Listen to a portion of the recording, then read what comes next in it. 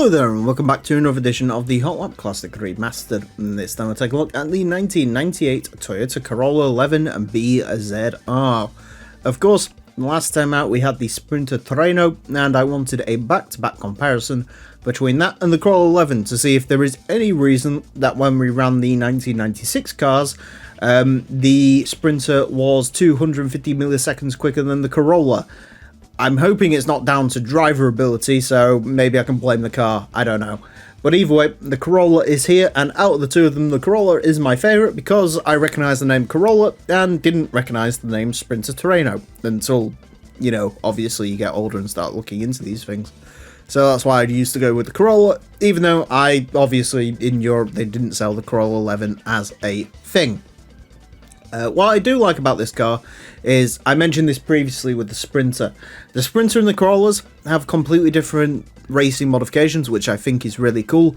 I'm not quite sure what this car is based off of, but what I do know is that I preferred the design of that we found on the Sprinter, but I think I prefer the colour scheme of that we find on the Corolla. This peppermint green with the grey stripe does look very good, and the wheels really suit this as well. Another interesting thing that I also didn't mention in the last episode is that the Corolla and the Sprinter in the GT2 Plus mod actually have a anomaly fixed with the statistics. Apparently there's an issue with the torque curves, and so this car makes more power and less torque than intended. And interestingly enough, that bug was also taken forward into GT4 and onwards until this car stopped appearing in GT6. So PES 2K has fixed something Polyphony couldn't fix in 14 years. Nice. Statistically, between the Sprinter and this, they are absolutely identical, and I'm expecting the driving experiences of these to be nigh on identical too. Front engine, front wheel drive, 240 horsepower, 963 kilos. The Sprinter was very good to drive.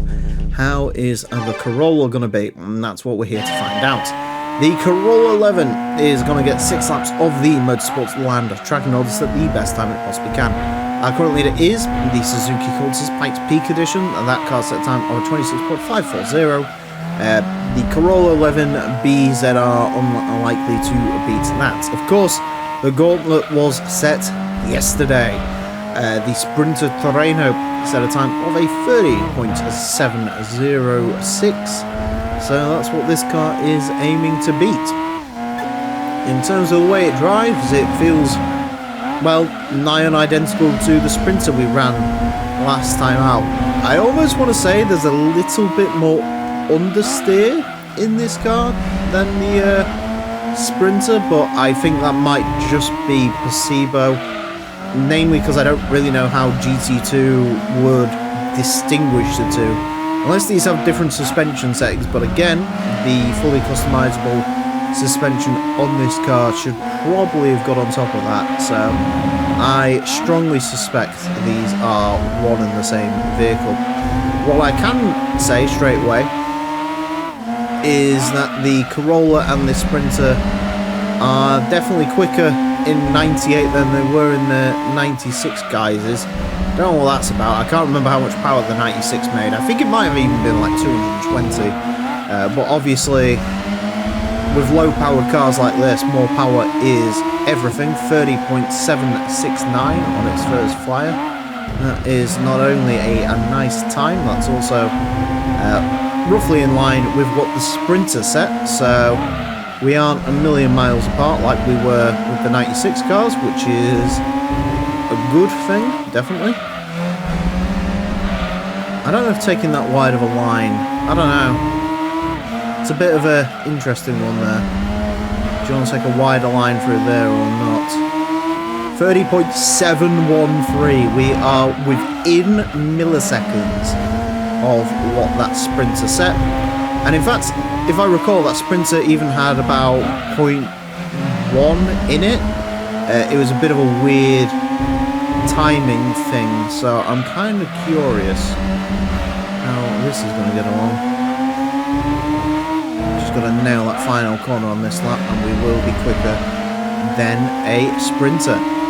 And we are quicker than a Sprinter at 30.555. Now again, just to stress, I think the Sprinter And the Corolla, if you went around all day, you could probably get these cars to set the same time. I love how I've now just caused the problem in the opposite direction though, by making this car quicker than the Sprinter was. Even though, again, I think they're the same car. I don't think there's a difference. I think I just managed to get a bit more out of this one than that one. But either way, it doesn't seem you can go wrong. Both of them are excellent cars to drive, and both of them are very, very quick, considering the class they are in. For front-wheel drive, sort of sporty coupes, these are phenomenally quick. Really good cars, really nice to drive, no issues with oversteer or anything like that.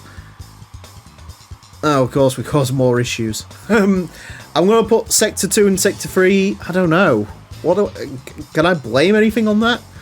I just got a really good Sector 1 on that lap. I was sort of hoping to be quicker through both sectors so we don't have to ask any more questions about how quick these cars could truly be.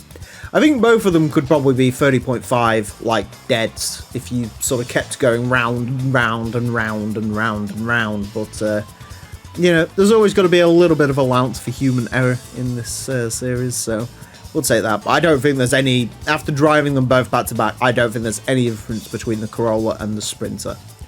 A 30.555 will set this into 247th place.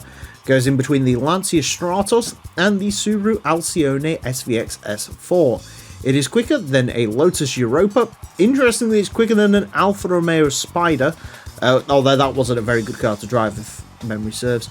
Quicker than the Lotus Esprit V8 GT, quicker than the Nissan Silvia Spec S. It is, interestingly enough, quicker than a Nissan 300ZX Turbo. As mentioned, about 0.15 up on the Sprinter, but again, I don't really think there's that much time in between those two cars. I just think this is a really good front-wheel drive car to drive, and I recommend it wholeheartedly. Anyways, that has put the Corolla versus Sprinter Levin debate to bed, so I hope you enjoyed. And yeah, join me next time when I'll be driving something completely different. I assure you it won't be a Toyota duplicate of this, because we got no more of them. So thank you all very much for watching, and until next time, farewell.